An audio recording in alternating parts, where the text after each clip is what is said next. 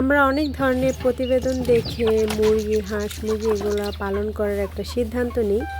তবে কি আসলেই সব কিছুতে লাভবান হওয়া যায়? আমিও কিন্তু জীবনে অনেক বড় একটা ভুল ডিসিশন নিয়ে ফেলেছিলাম। আর সেই কারণে কিন্তু আমার প্রায় ১-১.৫ লক্ষ টাকা লস হয়েছে। আর সত্যিই কি মুরগি পালন করে মানুষ লাভবান হতে পারে? না শুধু শখের বশেই মানুষ এগুলা লালন পালন করে? আজকে সম্পূর্ণ ভিডিওটা দেখলে অবশ্যই বুঝতে পারবে আর তোমাদের সাথে শেয়ার করব। আসসালামু আলাইকুম এভরিওয়ান, সবাই কেমন আছো? আলহামদুলিল্লাহ আমি ভালো আছি। আমি সাথী বলছি শরীয়তপুর থেকে। অনেক দিন পর ইন্ট্রো দিলাম, মানে আমার বাসা যে শরীয়তপুর এটা কিন্তু আমি অনেক ভিডিওতেই বলছি না এখন বর্তমানে, আর বলতে চাইও না, সামনের ভিডিওগুলোতে আর বলবো না। তো এই দেখো, এই মুরগিগুলো সবগুলা আমার। আমি যখন আমার শ্বশুর বাড়ি থেকে চলে এসেছিলাম তখন একটা মুরগির সাথে 16টা বাচ্চা নিয়ে চলে এসেছিলাম। আর টুকটাক 2-একটা মুরগি ছিল, রাতা মুরগি মিলিয়ে মনে করো 4-5টা ছিল, এর বেশি ছিল না। তো ওই মুরগির বাচ্চাগুলোই কিন্তু পরবর্তীতে অনেক বড় হয়েছে। দেখো আমার 3-4টা মুরগির মাথার উপর কিন্তু ঝুঁটি। তো আমার আগের একটা মুরগি ছিল, বেশ সুন্দর ছিল মুরগিটা। এই ঝুঁটিগুলো তো ওর লেবেল, কিন্তু ওইটা ফুলের মতন ছিল, অনেক বেশি ভালো লাগতো। আর যেটা বলতে নিলাম, আসলে আমি জীবনে অনেক বড় একটা ভুল ডিসিশন নিয়েছিলাম। আমার কিন্তু একটা খামার ছিল, হাঁসের খামার। আর সেই হাঁসের খামারটা করার মানে মেন বিষয় হচ্ছে ইউটিউব। আসলে আমরা ইউটিউব দেখে অনেক কিছুই করার চেষ্টা করি, কিন্তু ইউটিউবে সব কিছু সত্যি বলে না মানুষ।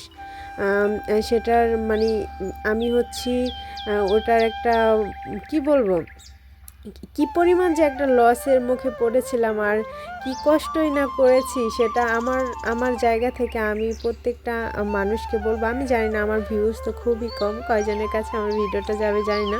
যারা যারা গ্রামে থাকো অনেকে প্রতিবেদন দেখো মুরগি, হাঁস, মুরগি, ছাগল, গরু এগুলা দেখে কিন্তু আমরা অনেক বেশি মানে এক্সাইটেড হয়ে যাই যে হ্যাঁ এগুলা পালবো, তারপর আমরা অনেক বেশি লাভবান হতে পারবো। হ্যাঁ, কিছু কিছু মানুষ আসলে সফল হয়, তবে সবার পক্ষে সবার ক্ষেত্রে এটা সম্ভব না। জায়গা ভেদ অনেক কিছুর উপর ডিপেন্ড করে। তো আমিও একটা হাঁসের খামার দিয়েছিলাম, তো সেইখানে আমি 2বার হাঁস উঠিয়ে দুবারই আমার হাঁসগুলো মারা গিয়েছে। মানে ওই যে পরিবেশ বান্ধব সব কিছুতে কিন্তু সব কিছু টিকসই হয় না, মানানসই হয় না। যাই হোক, এই যে মুরগিগুলো দেখতে পেরেছো, এই মুরগিগুলোর পিছনে কিন্তু আমি এখন বর্তমানে অনেক টাকা খরচ করে ফেলেছি। এই তো 2 মাসের মধ্যে 1300 টাকা চাল কিনেছি, 600 টাকার হচ্ছে গম কিনেছি। তারপর আমার বাবা যে গরুর জন্য ভুসি আনে, সেই ভুসি ভাত তো আছেই। মানে দেখো কতগুলা টাকা খরচ করেছি, কিন্তু এই কয়টা মুরগি বিক্রি করে কি আমার সব সম্পূর্ণ টাকা উঠবে বলো?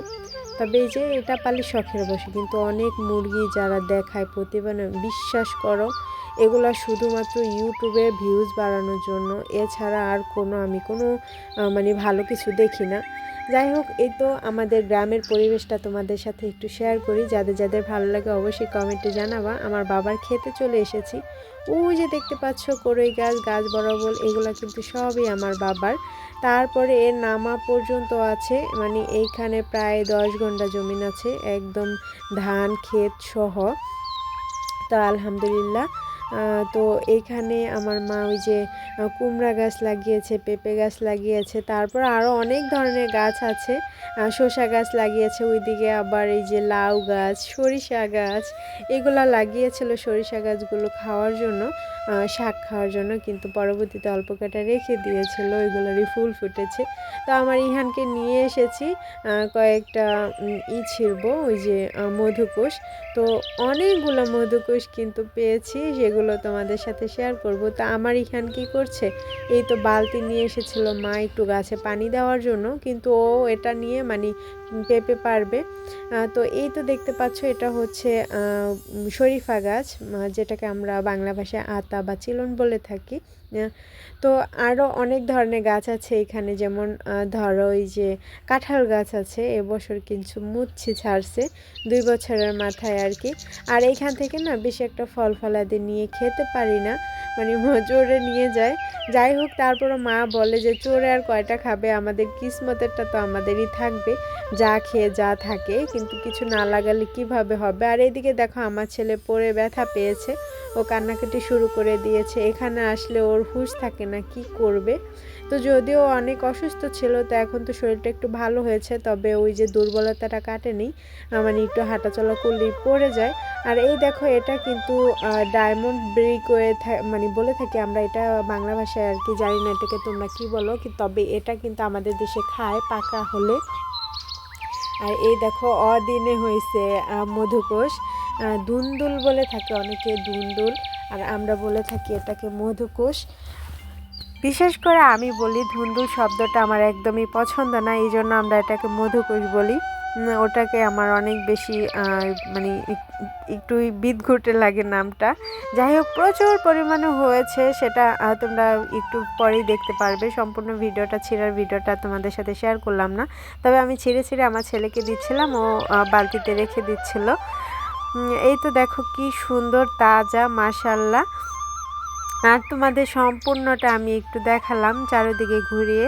আর এই দেখো কতগুলা ছিঁড়েছি, আরও অনেকগুলা আছে, কিন্তু এতগুলা ছিঁড়লে খাবে কে, তো গাছেই পেকে থাকুক। আবার অনেকগুলা মা ছিঁড়েছে তারপরের দিন, সেটা তোমাদের সাথে শেয়ার করতে পারি। তোমার জ্বর কমছে? আমার মা জ্বর কমছে? কি হয়েছে? গাম দিতেছে না? গাম দিতেছে তোমাকে?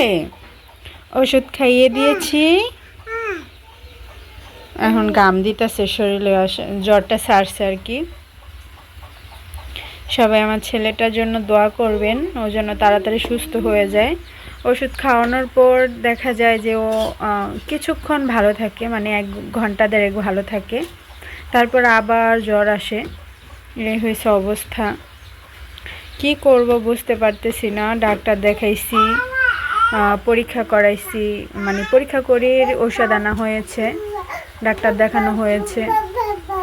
এখন আল্লাহর উপর ভরসা, ওষুধ খাওয়াতেই পারি না, মানে ওষুধ খাওয়ালে অনেক বেশি কান্নাকাটি করে। আজকে সকালে ওকে ওষুধ খাওয়ার সময় ওর মুখে একটু লেগে গিয়েছিল, যে ওষুধ যে খায় ফিসকারি দিয়ে, তো ওইটার কারণে অনেকখানি মুখ কেটে গিয়েছে। তারপর আর ওষুধই খাওয়াইনি, মাত্র 2টা ওষুধ খাওয়ানো হয়েছে, 6টা সিরাপ দিছে, মানে সব মিলিয়ে আর কি। যাই হোক, সবাই দোয়া করবেন আমার বাবাটার জন্য। তুমি খাবা ওষুধ? খাবা তুমি? কেন খাবা না?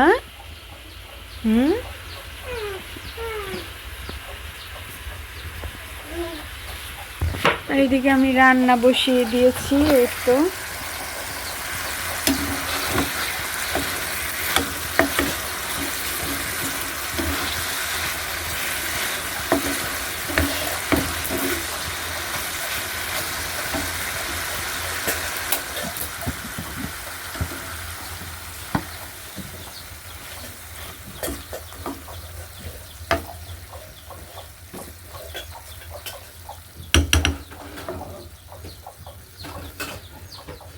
আমার রান্না প্রায় শেষ।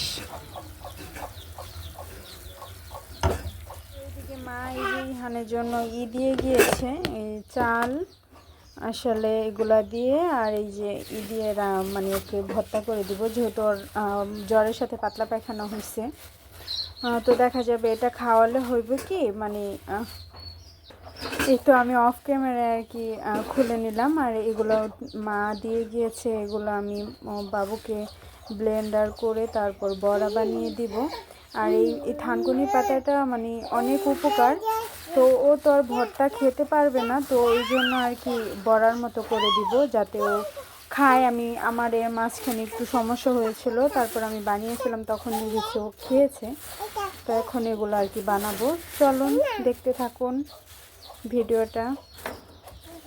এগুলো আমি এখন ধুয়ে ভালো করে তারপর ব্লেন্ড করে নিব। তো বিকেলে না দুপুরের দিকে আমি বাসায় চলে এসেছি। ইহান অনেক বেশি জ্বালাতন করছিল, ওর ওষুধ যেহেতু আমি বাসায় রেখে এসেছি তাই চলে এসেছি। মানে এই ভিডিওটা অনেক দিন আগে, সেটাই তোমাদের সাথে শেয়ার করলাম। যেহেতু একদিন পর পর তোমাদের সাথে ভিডিও শেয়ার করি তাই এই জন্য অনেকগুলো ভিডিও মানে এক জায়গায় হয়ে গিয়েছে।